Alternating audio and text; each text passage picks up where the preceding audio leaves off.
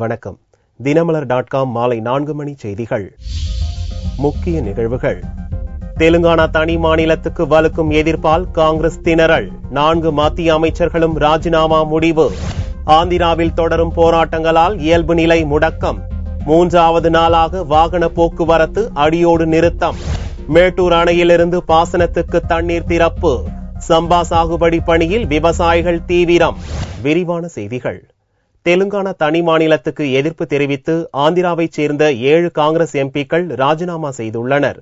4 மத்திய அமைச்சர்களும் ராஜினாமா செய்ய முடிவு செய்துள்ளனர். ஆந்திராவை பிரித்து தெலுங்கானா தனி மாநிலத்தை உருவாக்க காங்கிரஸ் ஒப்புதல் அளித்ததில் இருந்து ஆந்திராவின் எஞ்சிய 2 மண்டலங்களான கடலோர ஆந்திரா, ராயலசீமா பகுதிகளில் போராட்டங்கள் வெடித்துள்ளன.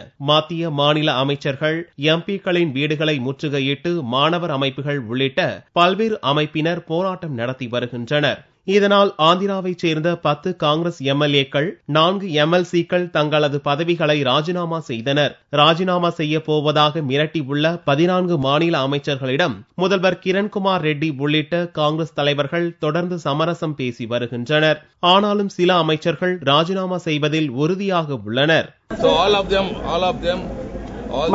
coastal Rayalaseema ministers unanimously decided that they want to submit the resignation. Only one cause, that it should be united front, it should be united, Andhra Pradesh it should continue.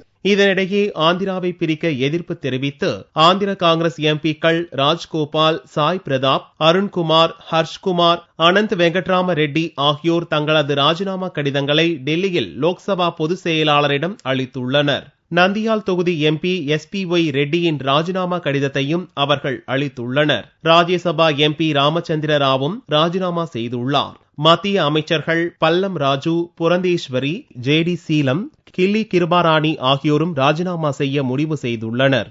Railway இணையமைச்சராக பதவி வகிக்கும் கோட்லா சூரிய பிரகாஷ் ரெட்டி கூறுகையில், ஆந்திராவைச் சேர்ந்த மத்திய அமைச்சர்கள் பிரதமர் மன்மோகன் சிங் மற்றும் காங்கிரஸ் தலைவர் சோனியாவை சனிக்கிழமை அன்று சந்தித்து ராஜினாமா கடிதங்களை அளிப்பார்கள் என்றார். ஆந்திர மாநிலத்திலிருந்து காங்கிரஸ் சார்பில் வெற்றி பெற்ற 33 எம்பிக்களில் 19 பேர் கடலோர ஆந்திரா, ராயலசீமா மண்டலத்தைச் சேர்ந்தவர்கள். ஆகஸ்ட் 5ஆம் தேதி அன்று பார்லிமெண்டின் மழைக்கால கூட்டத்தொடர் கூட உள்ள நிலையில் ஆந்திர காங்கிரஸ் எம்பிக்கள் மற்றும் மத்திய அமைச்சர்களின் ராஜினாமா முடிவு ஐக்கிய முற்போக்கு கூட்டணி அரசுக்கு நெருக்கடியை ஏற்படுத்தி உள்ளது. காங்கிரஸ் தரப்பிலேயே தனி தெலுங்கானாவுக்கு கடும் எதிர்ப்பை சந்தித்துள்ள நிலையில் பார்லிமெண்ட் மழைக்கால கூட்டத்தொடரில் தனி தெலுங்கானா மசோதா கொண்டு வரப்படாது என்று மத்திய உள்துறை அமைச்சர் சுஷில் குமார் ஷிண்டே வியாழனன்று அறிவித்தது குறிப்பிடத்தக்கது. ஆந்திராவை பிரிக்க எதிர்ப்பு தெரிவித்து தொடர்ந்து 3வது நாளாக போராட்டங்கள் நடந்ததால் பொதுமக்களின் இயல்பு வாழ்க்கை பெரிதும் பாதிக்கப்பட்டது. ஆந்திராவை பிரித்து தெலுங்கானா தனி மாநிலத்தை உருவாக்கும் முடிவுக்கு எதிர்ப்பு தெரிவித்து கடலோர ஆந்திரா, ராயலசீமா மண்டலங்களில் 3வது நாளாக கடையடைப்பு போராட்டம் தொடர்ந்தது. 2 மண்டலங்களில் உள்ள பல்வேறு நகரங்களில் பேரணி, சாலை மறியல், மனித சங்கிலி அணிவகுப்பு என பல்வேறு விதமான போராட்டங்கள் நடந்தன. விழியா நகரம், சித்தூர், குண்டூர் மாவட்டங்களில் தனியார் வாகனங்கள் அடித்து நொறுக்கப்பட்டதோடு சில வாகனங்கள் தீ வைத்தும் எரிக்கப்பட்டன. பல இடங்களில் அரசு பேருந்துகளை போராட்டக்காரர்கள் தடுத்து நிறுத்தினர். பெரும்பாலான கல்வி, வர்த்தக நிறுவனங்கள் மூடப்பட்டன.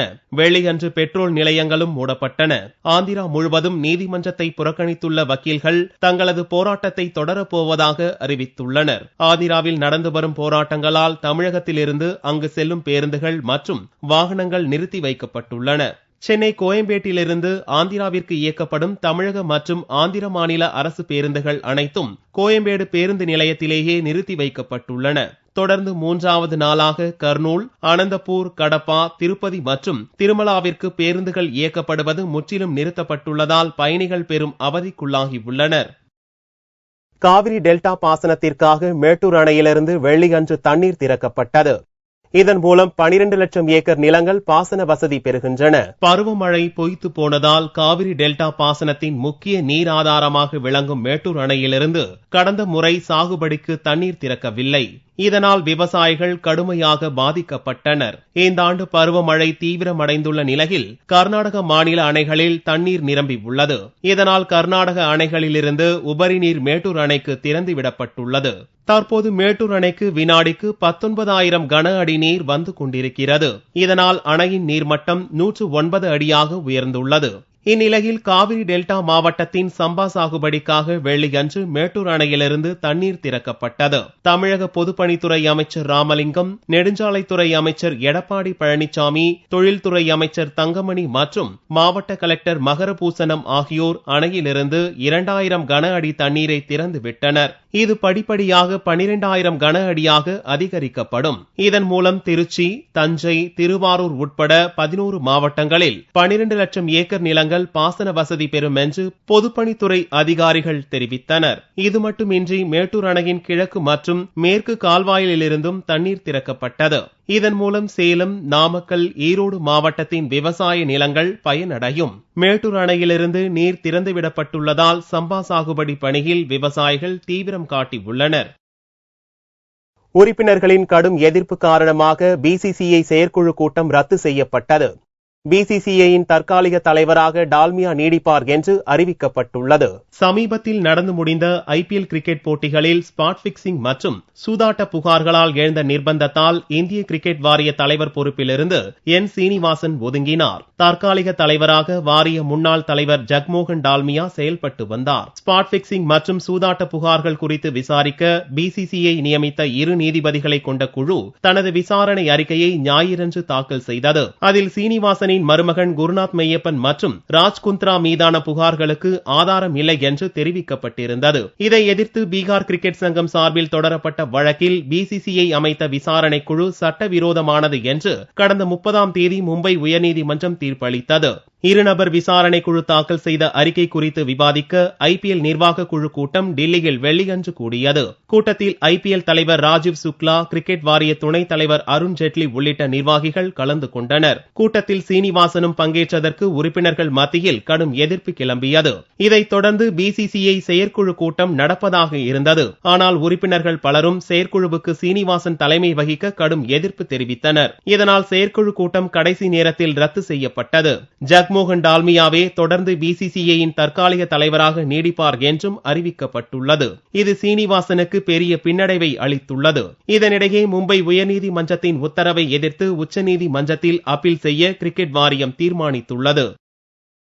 பிரதமர் மன்மோகன் சிங்கை கண்டித்து கருப்பு கொடியுடன் திருச்சி விமான நிலையத்தில் முற்றுகையிட முயன்ற வைகோ உள்ளிட்டோரை போலீசார் கைது செய்தனர். புதுக்கோட்டை மாவட்டம் திருமயத்தில் பெல் நிறுவனத்தின் புதிய தொழிற்சாலையை நாட்டுக்கு அர்ப்பணிக்கும் விழாவில் பங்கேற்க வெள்ளியன்று பிரதமர் மன்மோகன் சிங் விமானம் மூலம் திருச்சி வந்தார். அவரது வருகையை கண்டித்து மதிமுக பொதுச் செயலாளர் வைகோ தலைமையில் பல்வேறு கட்சியினர் கருப்பு கொடியுடன் திருச்சி விமான நிலையத்தை முற்றுகையிட முயன்றனர். அவர்களை போலீசார் தடுத்து நிறுத்தியதால் இரு தரப்பினருக்கும் இடையே தள்ளுமுள்ளு ஏற்பட்டது. பின்னர் முற்றுகையிட வந்தவர்களை கட்டுப்படுத்தி அனைவரையும் போலீசார் கைது செய்தனர். முன்னதாக அவர்கள் திருச்சி புதுக்கோட்டை சாலையில் ஆர்ப்பாட்டத்தில் ஈடுபட்டனர். அப்போது செய்தியாளர்களிடம் பேசிய வைகோ, தமிழக மீனவர்கள் இலங்கை கடற்படையினரால் சுட்டுக் கொல்லப்படுவதை மத்திய அரசு வேடிக்கை பார்ப்பதாகவும், தமிழக மீனவர்கள் இந்திய பிரஜை இல்லையா என்றும் கேள்வி எழுப்பினர். காமன்வெல்த் மாநாட்டை அங்கு நடத்திவிட்டால் 53 நாடுகள் அவன் தலைமை ஏற்பதாகிவிடும். ராஜபக்சே தான் பிறகு 2 வருஷம் தலைமை. நம் லட்சக்கணக்கான தமிழர்கள் படுகொலை செய்யப்பட்ட துயரம், இதுக்கு நீதி கிடைக்காமல் போய்விடும். பட்ட பாடெல்லாம் வீணாக போய்விடும். இந்த திட்டமிட்ட சதி செயலுக்கு மன்மோகன் அரசு தான் காரணம். சோனியா காந்தி இயக்குகிற அரசு தான் காரணம். இந்த துரோக செயலை அம்பலப்படுத்தவே மன்மோகன் சிங்குக்கு கருப்பு கொடி போராட்டம். வைகோ தலைமையில் நடந்த போராட்டத்தால் திருச்சி புதுக்கோட்டை நெடுஞ்சாலையில் பல மணி நேரம் போக்குவரத்து பாதிக்கப்பட்டது. விதவிதமான வடிவங்களில் தேசிய கொடியை பயன்படுத்துவதற்கு தடை விதித்தும் இதை தமிழக அரசு கண்டிப்புடன் அமல்படுத்தவும் சென்னை உயர்நீதிமன்றம் உத்தரவிட்டுள்ளது. காஞ்சிபுரத்தைச் சேர்ந்த ஓய்வு பெற்ற படை வீரர் கண்ணன் கோவிந்தராஜ் என்பவர் பள்ளி குழந்தைகளுக்கு பாடம் நடத்தி வருகிறார். இந்திய சுதந்திர தினத்தன்று வெவ்வேறு வடிவங்களில் மாணவர்கள் தேசிய கொடியை பயன்படுத்துவதைக் கண்டு அதிர்ச்சியடைந்த கண்ணன் கோவிந்தராஜ், இதுபோன்ற வடிவங்களில் தேசிய கொடிகளை பயன்படுத்துவதையும் வடிவமைப்பதையும் தடை செய்ய கோரி சென்னை உயர்நீதிமன்றத்தில் பொதுநலன் வழக்கு தொடர்ந்தார். இவ்வழக்கில் தலைமை நீதிபதி ராஜேஷ் அகர்வால் மற்றும் நீதிபதி சத்யநாராயணா ஆகியோர் கொண்ட அமர்வு வெள்ளியன்று தீர்ப்பளித்தது. முறையற்ற வடிவங்களில் தேசிய கொடி விற்க தடை விதித்தும் இதை தமிழக அரசு கண்டிப்புடன் அமல்படுத்த வேண்டும் என்றும் நீதிபதிகள் உத்தரவிட்டனர். தேசிய கொடி என்பது நமது நாட்டினுடைய முகம். அது செவ்வக வடிவத்தில் தான் இருக்கணும். 3:2 என்ற ரேஷியோல தான் இருக்கணும். அதுல வேறு உருவங்களை பதிக்கிறது, வேறு எழுத்துக்களை போடுறது, அதை வேறு உருவத்துக்கு மாத்துறது, ஆர்டின் ஷேப்லயோ ஒரு கொடி சம்பந்தமாவோ. இந்த கேப்ல பாத்தீங்கன்னா இதை பாருங்க, எப்படி உருவத்தெல்லாம் வெட்டி இப்படி ஒரு கேப் உருவாகுது. இந்த மாதிரிலாம் இருக்கிறதுல அந்த கொடிக்கு அவமதிப்பு. வரும் ஆகஸ்ட் 15ஆம் தேதி சுதந்திர தின விழா கொண்டாட்டங்கள் நடக்க உள்ள நிலையில் இந்த தீர்ப்பை உடனடியாக அமல்படுத்த வேண்டிய கட்டாயம் தமிழக அரசுக்கு ஏற்பட்டுள்ளது. பாரதிய ஜனதா மாநில பொதுச் செயலாளர் ஆடிட்டர் ரமேஷ் படுகொலை வழக்கை சிபிஐ விசாரிக்க கோரிய மனுவை சென்னை உயர்நீதிமன்றம் தள்ளுபடி செய்துள்ளது. கடந்த 19ஆம் தேதி சேலம் மரவனேரியில் தமிழக பாரதிய ஜனதா கட்சியின் மாநில பொதுச் செயலாளர் ஆடிட்டர் ரமேஷ் படுகொலை செய்யப்பட்டார். இவ்வழக்கை சிபிஐ விசாரிக்க உத்தரவிடக் கோரி சேலம் மாவட்டம் நாகவல்லி கிராமத்தைச் சேர்ந்த ரமேஷின் நண்பர் மனோகரன் சென்னை உயர்நீதிமன்றத்தில் மனு செய்தார். ரமேஷ் படுகொலை சம்பவத்தில் பிற மாநில பயங்கரவாத கும்பல் சம்பந்தப்பட்டிருப்பதால் சிபிஐ விசாரணை கோருவதாக மனுவில் குறிப்பிட்டிருந்தார். இம்மனு கடந்த 31ஆம் தேதி நீதிபதிகள் ராஜேஷ்குமார் அகர்வால், சத்யநாராயண முன் விசாரணைக்கு வந்தது. அரசு தரப்பில் சிறப்பு புலனாய்வு குழு அமைக்கப்பட்டு விசாரணை நடந்து வருவதாக தெரிவிக்கப்பட்டது. இதையடுத்து தேதி குறிப்பிடாமல் வழக்கை நீதிபதிகள் ஒத்திவைத்தனர். இந்நிலையில் வெள்ளியன்று இவ்வழக்கில் தீர்ப்பு வழங்கிய நீதிபதிகள் சிபிஐ விசாரணை தேவையில்லை என்று கூறி மனுவை தள்ளுபடி செய்து உத்தரவிட்டனர். இந்நிலையில் தமிழக அரசின் சிறப்பு புலனாய்வு குழுவினர் சந்தேகத்திற்கிடமான 3 பேரிடம் விசாரணை நடத்தி வருகின்றனர். கொலை தொடர்பாக 9 விதமான கோணங்களில் விசாரணை நடந்து வருவதாகவும் போலீசார் தெரிவித்துள்ளனர். ஏற்கனவே பக்ருதீன், பன்னா இஸ்மாயில் உள்ளிட்ட 4 பேர் தேடப்படும் குற்றவாளிகளாக அறிவித்துள்ள போலீசார் பெங்களூரு பாரதிய ஜனதா கட்சி அலுவலகம் அருகில் நடந்த குண்டுவெடிப்பு சம்பவத்தில் சிறையில் உள்ள குற்றவாளிகளிடம் விசாரிக்க முடிவு செய்துள்ளனர். ஐஏஎஸ் அதிகாரி துர்கா சக்தி சஸ்பெண்ட் விவகாரத்தில் அரசியல்வாதிகளுக்கு தொடர்பு இருப்பது தற்போது அம்பலத்துக்கு வந்துள்ளது. துர்கா சக்தியை 41 நிமிடத்தில் சஸ்பெண்ட் செய்ய வைத்ததாக சமாஜ்வாடி கட்சி தலைவர் ஒருவர் வீராப்பு பேசியிருப்பது முதல்வருக்கு நெருக்கடியை அளித்துள்ளது. உத்தரப்பிரதேச மாநிலம் கௌதம் புத்தா நகர் மாவட்ட துணை கலெக்டர் துர்கா சக்தி நாக்பாலை முதல்வர் அகிலேஷ் யாதவ் சஸ்பெண்ட் செய்ததால் ஏற்பட்ட சர்ச்சை 1 வாரத்துக்கும் மேலாக நீடிக்கிறது. மணல் மாஃபியாக்களுக்கு எதிராக நடவடிக்கை எடுத்ததற்காக துர்கா சக்தி சஸ்பெண்ட் செய்யப்பட்டதாக உத்தரப்பிரதேசத்து ஐஏஎஸ் அதிகாரிகள் போர்க்கொடி உயர்த்தியுள்ளனர். ஆனால் மசூதி சுற்றுச்சுவரை இடிக்க உத்தரவிட்டதற்காகவே துர்காவை சஸ்பெண்ட் செய்ததாக அகிலேஷ் யாதவ் கூறி வருகிறார். இந்நிலையில் சமாஜ்வாடி கட்சி தலைவர்களில் ஒருவரான நரேந்திர பாட்டியின் அதிகார தோரணை பேச்சு இந்த விவகாரத்தில் புதிய திருப்பத்தை ஏற்படுத்தியுள்ளது. சமாஜ்வாடி கட்சி தலைவர் முலாயம் சிங் யாதவ் முதல்வர் அகிலேஷ் ஆகியோரிடம் பேசி 41 நிமிடத்தில் துர்காவை சஸ்பெண்ட் செய்ய வைத்ததாக கட்சி தொண்டர்கள் மத்தியில் நரேந்திர பாட்டி தற்பெருமை அடித்துக் கொண்டது வீடியோவில் பதிவாகி சர்ச்சையை ஏற்படுத்தியுள்ளது. இதுதான் ஜனநாயகத்தின் சக்தி என்றும் அந்த தலைவர் கொக்கரித்துள்ளார். मैंने माननीय मुलायम सिंह जी से बात हुई है 10:30 पे माननीय अखिलेश जी से बात हुई है और 11:11 पे एसडीएम का सस्पेंशन ऑर्डर कलेक्टर के यहाँ रिसीव हो गया. மணல் கடத்தல் கும்பல்களுடன் தொடர்புடைய நரேந்திர பாட்டியின் தூண்டுதலால் தான் துர்கா சக்தி சஸ்பெண்ட் செய்யப்பட்டதாக பகுஜன் சமாஜ், பாரதிய ஜனதா போன்ற எதிர்க்கட்சிகள் தொடர்ந்து குற்றம் சாட்டி வருகின்றனர். இந்நிலையில் நரேந்திர பாட்டியின் ஒப்புதல் வாக்குமூலம் முதல்வர் அகிலேஷ் யாதவின் வாதத்தை பொய்யாக்கி உள்ளதோடு அவருக்கு புதிய நெருக்கடியையும் ஏற்படுத்தியுள்ளது. கோவை மாவட்டத்தில் 5 ஹெக்டேர் நிலப்பரப்பில் யானைகளுக்கு தீவன தோட்டம் அமைக்கப்பட்டுள்ளது. வனப்பகுதியில் யானைகளுக்கு தீவன தோட்டம் அமைக்க தமிழக அரசு உத்தரவிட்டது. அதன்படி காரமடை வனச்சரகத்துக்குட்பட்ட அத்திக்கடவு அருகே கெத்தைக்காடு வனப்பகுதியில் 5 ஹெக்டேர் நிலப்பரப்பில் தீவன தோட்டம் அமைக்கப்பட்டுள்ளது.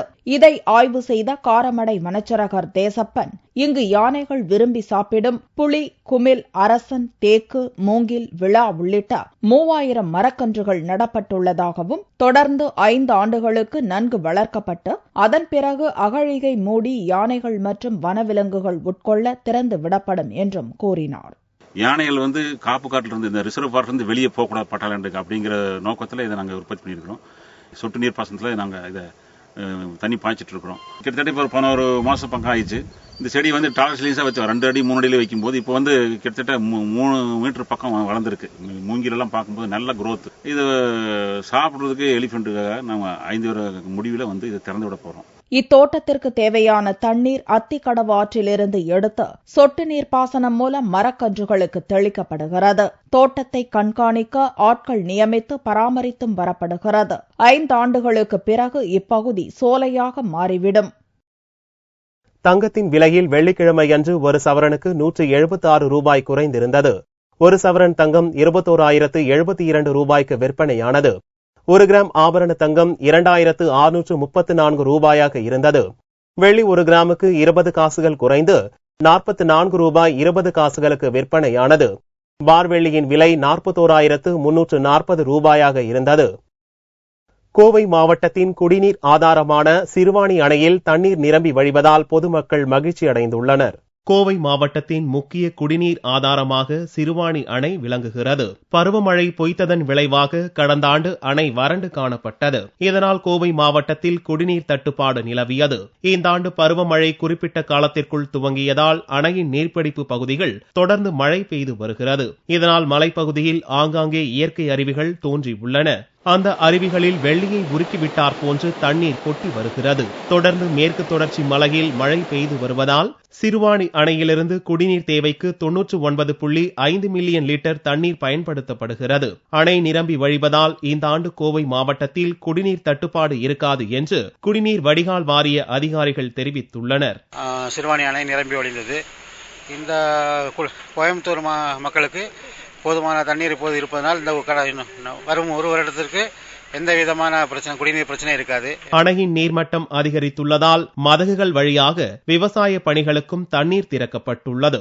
இதனால் விவசாயிகளும் மகிழ்ச்சி அடைந்துள்ளனர். மீண்டும் செய்திகள் இந்திய நேரப்படி இரவு 8 மணிக்கு. வணக்கம்.